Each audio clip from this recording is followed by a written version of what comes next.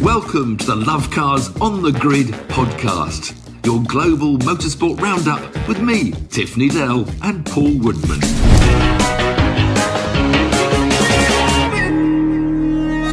Welcome to Lovecars on the Grid, your global motorsport roundup, where we mainly look at British talent all over the world, but we've got a bit of a mixture, a bit of everything.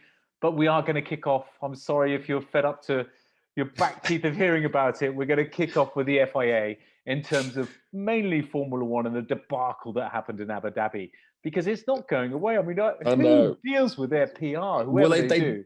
They deserve to keep on getting kicked. This is the trouble, okay, we know what they're making their minds up, but, they're just becoming a farce because of this tweet, and it was on Saturday, 2 days ago or something, where they announced the official dates, which we already knew. The dates. I know January 29th, it was Formula One teams, and February the 14th was a councillor, and March the 8th. We know those dates.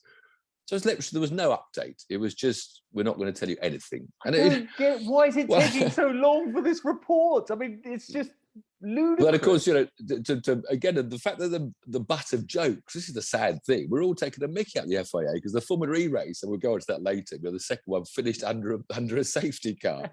So I, amongst others, we're all tweeting, how do they allow a race to end under a safety car? So... And the longer they go on not making their minds up, the more everyone's going to tweet. It's just bringing the sport into disrepute. It's very really sad. Is. And where's Lewis? Where's Lewis Hamilton? Somebody somewhere must have spotted Lewis. He must be around somewhere, and he's still silent. Nobody's told us, have they? We've asked this. Come on, paparazzi. Someone's got to be shot. It's unbelievable that he hasn't. Nobody's. It's the sort of thing you'd imagine. The papers would love to print. Lewis hides in swimming pool in Los Angeles. Sort of. Great big long lens photo of him in Hollywood or something, but nothing. I haven't seen anything in the press about where's Lewis. Yeah, surprising. I'm really surprised they're giving a bit of respite, perhaps. But there's in the UK where we focus, as we just said, we've even had a report or part of a report from Sue Gray on the debacle that's happened in Downing Street, and yet we've had nothing from the FIA. It's the same, Boris and the FIA are the same at the moment. They're both getting ridiculed because nobody's knowing what's going on, and it's... But this was some good news in the FIA. Did you see that rally? They've got this rally talent search. So we will compliment the FIA on something. They had this FIA rally talent. Did you see it was won by... Romet? Estonian, Romet Jurgenson. And it gives them some rides. I think there's a couple of rallies this year. It's all through Ford, and it's a brilliant thing, the sort of thing that every... part of motorsport needs, single-seaters, karts. This is what we need from the FIA because it's so expensive, these scholarships. And that was a competition, wasn't it? I think it's between 17 to 26-year-olds. So you get into this. And didn't one of the British girls do quite well as well, too? Yeah, Katie Milner, daughter of Britain's '02 British champion, 2002 and '03, Johnny Milner, quite a character, Johnny. So that's fantastic. Big up. And she's been racing, actually, the GT4 in the McLaren-sponsored scholarship car in the British GT Championship. So she's quite an accomplished all-round. She shared the women's prize with a Swede.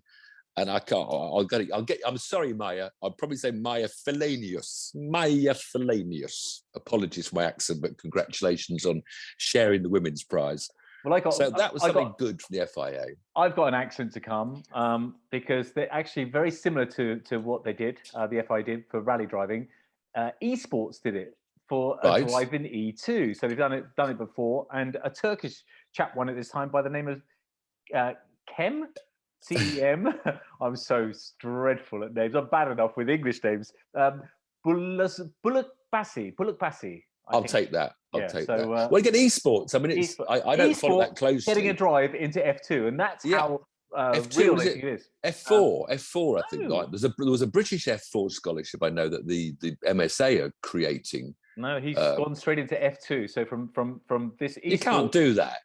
Why? You need a license. You get an international race for the B license. Charouz racing system after. Charouz. Oh, that is esports. I lied to you. Oh no! I've got a good excuse. I've got a good excuse. I've just walked in the door. I've been away for a long weekend for my girlfriend's birthday. I'm absolutely hanging. It was her birthday this weekend. So so well done anyway. Yes, well done. Yeah. Motorsport teams are having parallel esports teams, Paul, and I'm sure there's an esports Formula 2 championship. But they are at the lower levels. There is this search amongst esport racers in Britain for this MSA Formula 4 scholarship for next year. It's going to seasoned racing, I believe. So again, scholarships. It is fantastic. I don't think enough gets said about. It's not just Red Bull, because Mercedes has got an academy, and Ferrari have their academy, and Renault have their academy. And there is a lot of scholarships going out in support for young drivers with talent, and it's great. The FIA have joined in, the British MSA have joined in, and more the merrier. But look where Lewis came from McLaren as well. He wouldn't have been able to do it if it wasn't for McLaren. Jensen, absolutely. Was Jensen a McLaren protege? Or Yes, I don't know how much he got, because he went so quickly to Williams from Formula 3. I'm not sure he was ever affiliated to a Formula 1 team or manufacturer. I think he just boomed into, because it would have been Renault, I think he did the Formula 3 with. And anyway, I like Jensen. I think he's a cool cat. Speaking of Formula 1, there are a couple of bits of proper research I did over the weekend. Honda looks like they're going to be staying with Red Bull for engines. So that's really good news, I'm sure, for Red Bull, because I'm sure they didn't want to take that AMG Mercedes engine. It maybe would have been a bit decent. I don't know the situation there, but that's good news for Formula 1. That's all customers must have identical engines, Paul. Don't you? Implying there that anyone has favourite engines. And I'm going to tell you another bit of Formula 1 news that's going to be a little tiny incy bit controversial, and it's about COVID jabs, because it's now mandatory. The FIA make it mandatory, or Formula 1 make it mandatory to have COVID jabs wherever you work within Formula 1. I think this is I think this is a bit of a hiding to nothing. I think it's very, very dangerous to make mandatory compulsory jabs. And we're not going to go there. You're a Djokovic fan. Is a Djokovic your favourite tennis player? There we go. He's one of the fittest sports people in the world. Let me use Djokovic as an example. No, we don't know. You're getting a soapbox in a minute now. If Tiff, Needell, and what's his name, Djokovic, the tennis player, what's his first name? Novak. Yeah, Novak. Yeah, exactly. Novak. So Novak. But you being vaccinated, you had your booster and your booster this and booster that. But you can both still carry you can both still carry it. You can both still pass it on. Yeah. The only difference is technically that you're less likely to be less likely to catch it, less likely to get ill. Well, not less likely to catch it, actually. Statistically, you're probably more likely to catch it, which and we're not going to. I haven't got the statistics to back that up. So Formula 1, likely to be ill. Anyway, Formula 1, yes, I think it's everyone has to Everybody jabbed. has. So you got a lot of young fit people around that possibly don't want the jab, that aren't going to affect anyone, in my opinion. And I personally think it's a bit of a mistake. It's done. Move on. Anyway, that was my proper. You're not allowed if you haven't been back into the Formula 1 inner sanctum. I didn't say I haven't been back. I just but if you haven't been, you're out. Agree with it. I don't agree with the compulsoriness. And let's look at the bigger picture. Austria. The whole country are forcing you to be vaccinated. Oh no, let's not go there. This is a motorsport podcast, not a Joe Rogan. Have you any more interesting Formula 1? Have you got any better Formula 1 news? Can we move on to Formula E, please, Mr. I think you should. I think it's about time. Formula E, they started their 21-22 championship, and if it's 22-23, I always get confused. Anyway, their 2022 championship at Diriyah. And one of the things I've always criticised Formula E for is their awful qualifying that kept on putting the best at the back each weekend, so everyone would win a race because the slow guys get to start at the front. But finally, they've come a brilliant qualifier. Huge compliments to Formula E from Tiff Needell for coming up with a qualifying system that really worked. Very slickly done. What's half the field? 12 cars in each half or 11 cars in each half. Quickest 6 get to the knockout stages, and quick quarterfinals, semi-finals. Worked really well. And got the quickest guys to the front. But the racing sadly was pretty similar. I mean, because it's energy consumption, that's always my problem. It looks great to the uninitiated because they all go around a little train. But Mercedes really looked like they got the energy conservation sorted because they had a dominant 1-2 in the first race with De Vries, the current champion, winning from Van Dorn. And there are 2 other Mercedes engine cars, the Rocket cars. They've got Mercedes power plants. Managed by the Venturi, Susie Wolf's now running that team. They finished 5th and 6th. But again, the racing was exciting because who was Andre Lotterer, the Porsche, got a good qualifying, but his engine management, his energy management was poor. So he just ended up with this huge queue. Well, the two Mercedes disappeared out front. He just had a queue behind him. So it's quite exciting because the fourth, it was Jake Dennis, the British driver for Andretti, still with the BMW engine management, but BMW don't support it anymore. But he was trying to get by, bottled up. So, but all the overtake manoeuvres are, we better not say it, like a Formula One world champion. They're very much lunging down every overtake is bang, bang, through the corners, hitting each other, because it's the only way you get past. The tracks are so tight. So every move has to be a lunge on the brakes down the inside. So it's exciting if you like. Did they take the spoilers off very often? I didn't see any of it on the weekend. No, they've still got the same body. Next year, they're taking away the fenders on the front wheels. So interlocking wheels, which is a single-seater danger, will come back again. But at the moment, with the wheel covers and the rear covers, you've always got a whole side of a car. So you just dive it down the inside. In fact, because Dan Ticktum's joined, we were going to say how Dan, we didn't think it would suit him. I mean, he's not in the quickest car, and he only qualified 20th out of the 22. But corner one, lap number one, Dan lunged down the inside. And he made it about 4 wide into turn 1 and clattered into former champion Da Costa. And Dan says, well, the gap was there. Ayrton Senna's great quote, wasn't it? If you don't go for a gap, you're no longer a racing driver. But you've got to look to the left. And if there's already 2 cars on your left and you know that it's a tight corner, you know that if you're the lunger, you're going to clatter into someone. Anyway, so that's where. But Dad, he survived both races, Dad. He didn't get very good results. So he's getting to learn that. But it was good. So Mercedes won the second race. But again, it was the Venturi team, the Rocket sponsor boys. Eduardo Mortara won, and his teammate was third. The factory Mercedes, again, they mismanaged their energy management. Because as soon as you use a bit too much early on by getting excited, then you just have to back off because you have to conserve about 40%. You have to recharge about 40%. So it's this massive, first of all, you lift, coast, then you regen brake, and then you really brake. It's just a weird driving style and a weird form of racing. Jake Dennis was the best Brit again in the second race. He finished, where was he in the second race? I forgot, I didn't write it down. Second, wasn't he? No, I forget. No, Fringe was second. But of course, it ended up with this pace car. They had this crash. Pace car came out and they ran to the finish line. Not technically all the way under a pace car. And someone on Twitter berated me. Did you really look at the race? So I said it finished under a pace car. In fact, the pace car pulled off before the last corner of the last lap. So they went through the last corner, still under wave yellows. So technically, it finished under wave yellows. But I don't know where it goes. Formula E, I don't know. I think the trouble is now, I think Mercedes are going to walk away with the championship. So probably the championship might be won mid-season because they look to have the most dominant package at the moment. But things can change. Early doors, if anything could change. And I think it's going to be fascinating with Mercedes, what happens with, and all the teams in Formula One as well, what happens with all the changes that are coming in there, because it's all under closed doors there. But I think anything can change with Formula E. It's early doors. Oliver Askew, the American, give him a quick comment. He came over, he joined the Andretti team alongside Jake Dennis, and he actually loved it. He said, it's the best racing fun I've had for ages. Wow. He got up to about 9th, but he's used to racing around the streets, of course, in America a lot, in Indy cars.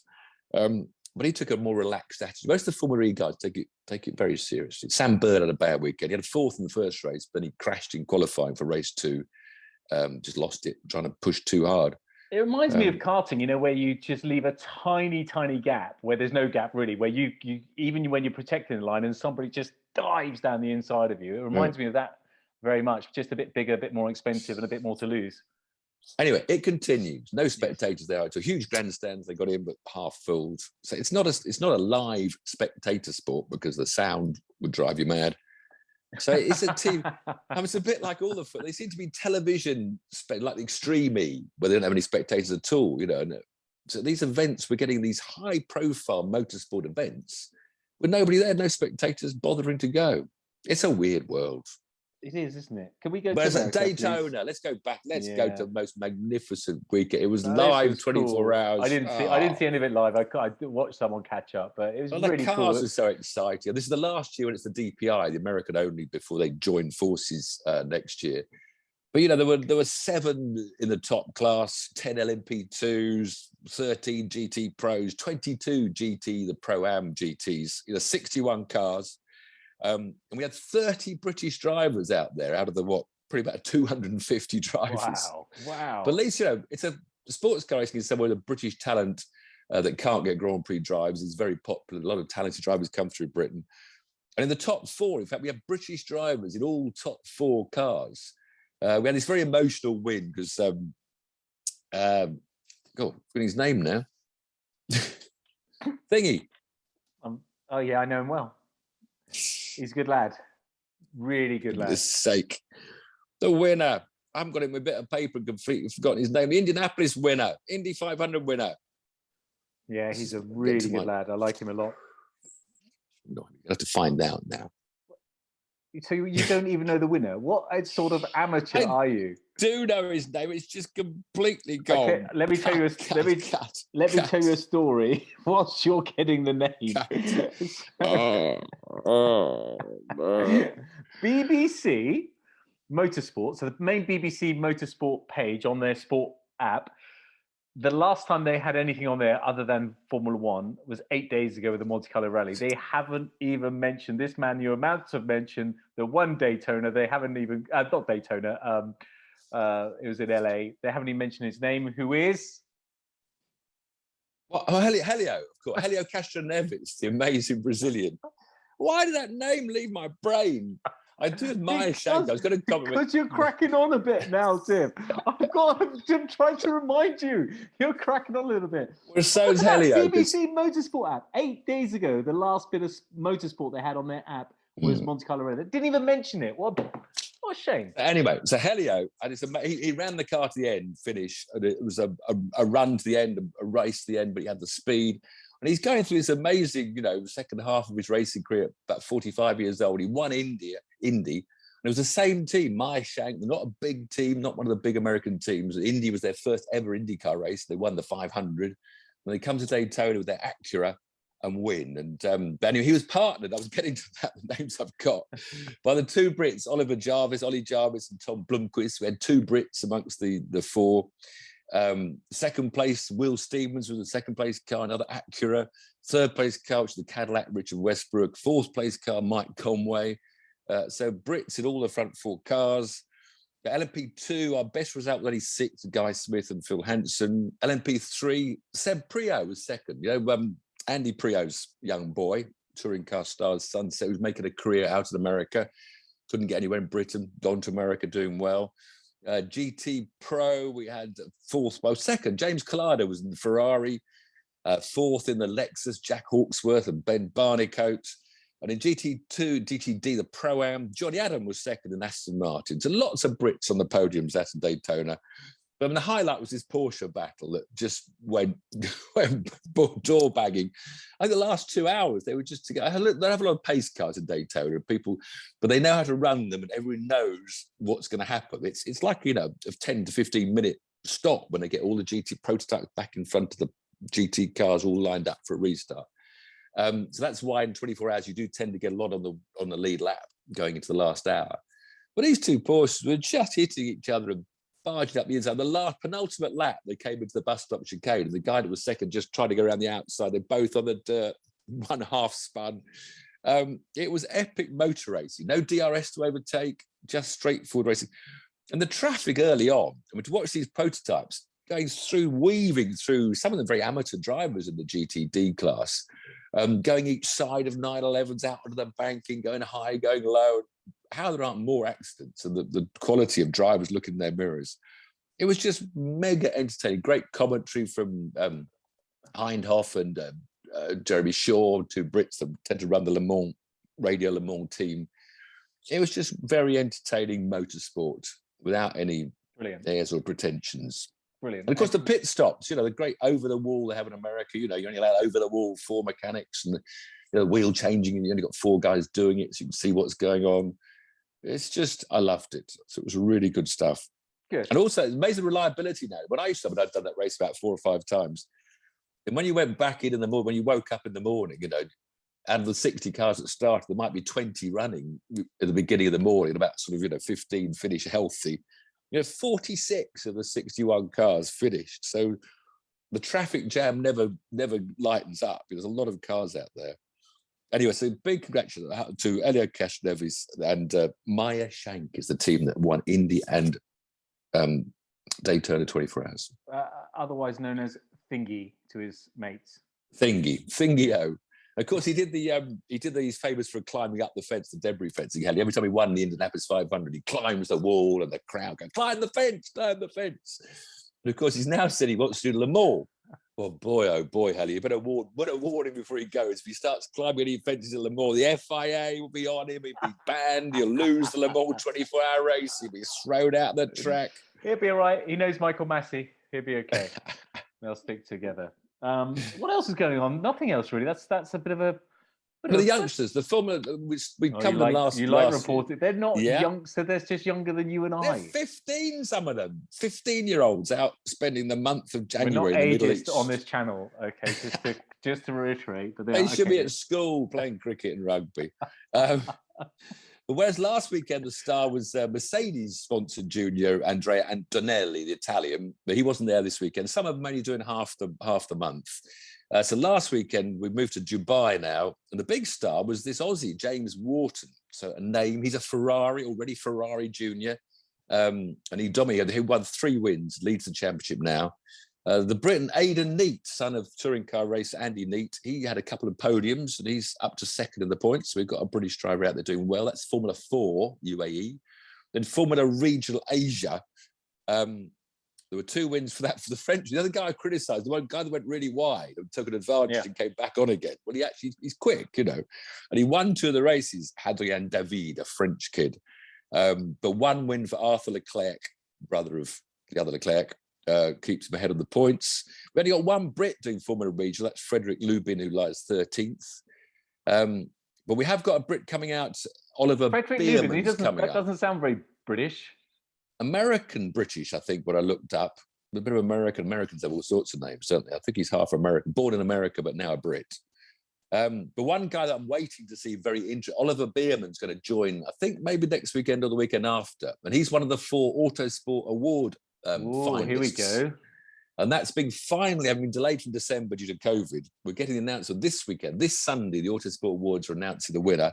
And it's between Oliver Bierman, Johnny Edgar, Louis Foster, who's already started racing career over in America. He's already given up from Europe, and Zach O'Sullivan. So excited to see. I mean, a lot of hype about this Oliver Bierman. He sort of seems to be everyone's favourite to win the Autosport Awards. And if he doesn't, well, whoever beats him will have an even greater Ruha. So yeah, the kids are all at it out in the Middle East. 2 more weekends to go. A lot more money for daddies to spend or sponsors. You are so it's cynical. Crazy. You are so cynical. Maybe this is the future. This is how they're. These are going to be future stars of Formula 1 and NASCAR and Indianapolis and all these wonderful things. So good on them. I wish I could. Too much of a rush to rush them up into Formula 1, and then. My whole theory is that Formula 1 gets clogged. You've got Verstappen now, and you've got these youngsters that are going to clog seats for 15 years. I know that it's a big bugbear of mine. I've mentioned it many times on this podcast. The big bugbear that the Alonso Vettels of this world. Maybe Alonso, maybe he's got another year or so in him because he's. But Vettel, he shouldn't be there. But they get in so young. They shouldn't get into Formula 1 till 25. Couldn't they put a couple more teams in Formula 1? I'm sure they'd have the sponsorship nowadays to be able to fill those teams, because it was always a bit of a struggle to get that many teams on the grid, but now it's such a huge business. Anyway, next weekend, Autosport Awards, and the only motorsport I can find going on, apart from the UAE, the kids having another weekend in the Middle East. NASCAR kicks off with its famous Busch Clash. This is a sort of a weird heats, finals, knockout, fun for all race that was always at Daytona. Because, of course, in 3 weeks' time, the Daytona 500 is the first official round of the championship, where I'll be with Motor Passions guests, entertaining them on the beach, having a beer or 2. But this year, instead of going to Daytona, it's the Busch Light Clash now. They're obviously advertising a different brand. They're in the Los Angeles Coliseum. This is full-on NASCARs. And the track is a 1/4 mile. That's 440 yards. 1 lap of your old, running around at school with your 440-yard circle. And and there's lots of knockouts at different size of the heats on Saturday and Sunday, and the lap, the final 40 cars are having a go in the qualifier heats. 23 do the 150 lap final. It's got a 70,000 capacity. I don't know how many seats they'll sell to go watch NASCAR. Wow. But and of course, it's the debut of this Gen 5, 6, 7, 3, 4 the new next gen of NASCAR, because the 5 bolts have gone. Big change. The cars are very different. Got much more strength and carbon fiber chassis. Got carbon bodywork. I'm not sure how much is carbon, but the biggest change of all, they've taken away the 5 lug nuts and put the modern centre nut on the wheels. Because I used to love the pit stop, but now it's just going to. So the pit stops won't be so dramatic. But the next I love gen progress. Anyway, well, here's to Helio Castro Neves. It's embarrassed me massively. I'm completely blanking his name. I was so busy. Thingy. I was going to hype up the Brits. It was the Brits that held Helio, really. I'm sure Oliver Jarvis and Tom Blomqvist did most of the hard work to give the older man his glory. So we're going to have to pad it out a little bit next week with a few questions for you, I think. So if you've got any questions you want me to ask Tiff, put them in the comments below, please, and we'll pad out next week because there's not that much going on. What do you mean not much more going on? There's the Bush Light clash. That's about and the children over in Dubai. I'm bored of those now. I'm really bored. And the auto sport results. Okay, well, that's interesting. So, but if you've got any questions for Tiff, let us know in the comments below. As always, thanks for joining. We'll see you next week. Cheers. Cheers.